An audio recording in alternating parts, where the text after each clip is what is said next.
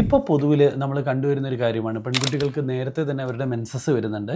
അതുപോലെ തന്നെ ഈ നേരത്തെ മെൻസസ് വരുന്ന പെൺകുട്ടികൾക്ക് അല്ലെങ്കിൽ ആ ഒരു തലമുറയിലേക്ക് വരുമ്പോൾ പിന്നീട് അവർക്ക് നേരത്തെ തന്നെ മെൻസസ് അവസാനിക്കുന്നുമുണ്ട്.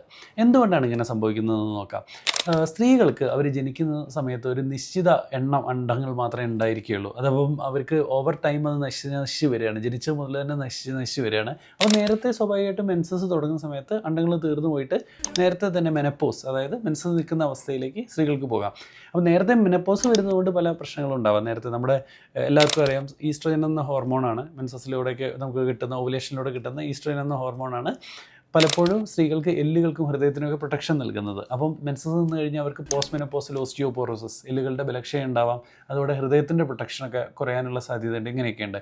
അതല്ലാതെ നേരത്തെ മെൻസസ് വന്നു കഴിഞ്ഞാൽ പെൺകുട്ടികൾക്ക് എന്താണ്, അവർക്ക് പലപ്പോഴും പെൺകുട്ടികൾക്ക് മാനസികമായി ഉൾക്കൊള്ളാൻ പറ്റുന്നില്ല. 3-ാം ക്ലാസ്സിലോ 4-ാം ക്ലാസ്സിലോ ഒക്കെ പോയി കഴിയുമ്പോൾ മെൻസസ് വരികയാണ്. പിന്നെ മെൻസസ് വന്ന് 1-2 വർഷത്തിനുള്ള അവരുടെ എല്ല് ഫ്യൂസ് ചെയ്യണം. അവർക്ക് കാര്യമായിട്ടുള്ള ഹൈറ്റ് ഗെയിൻ ചെയ്യാൻ പറ്റുന്നില്ല. അപ്പോൾ ഇത്തരക്കാർക്ക് ഇനീഷ്യലി ഷോർട്ട് സ്റ്റേച്ചർ ഉണ്ടാവില്ല, ഹൈറ്റ് കുറഞ്ഞ അവസ്ഥ ഉണ്ടാവില്ല. അവർക്ക് ഹൈറ്റ് കൂടുതലായിരിക്കും അവരുടെ സഹപാഠികളെ അപേക്ഷിച്ച്. പെട്ടെന്ന് ഹൈറ്റ് നിന്ന് പോകും, പിന്നീട് അവർ വളരില്ല. അതാണ് അതിൻ്റെ പ്രോബ്ലം. അപ്പോൾ നമ്മൾ എവിടെയാണ് ഇത് പിക്ക് ചെയ്യേണ്ടത്?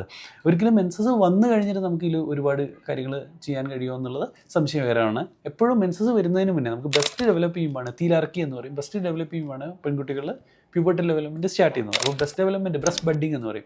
അപ്പോൾ ബ്രസ്റ്റിൻ്റെ ഭാഗത്ത് ബ്രസ്റ്റ് ടിഷ്യൂ പോലെ പെൺകുട്ടികൾക്ക് കാണുകയാണ്. അവർക്കൊരു 8-9 വയസ്സിന് മുന്നേ തന്നെ കാണുകയാണ്, നേരത്തെ കാണുകയാണ് എന്നുണ്ടെങ്കിൽ എത്രയും പെട്ടെന്ന് കുട്ടീനെ ഇവാലുവേറ്റ് ചെയ്യണം, കൃത്യമായിട്ട് ഇവാലുവേറ്റ് ചെയ്യണം.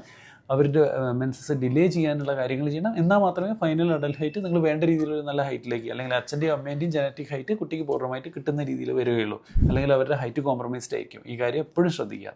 Stay healthy. Follow for more.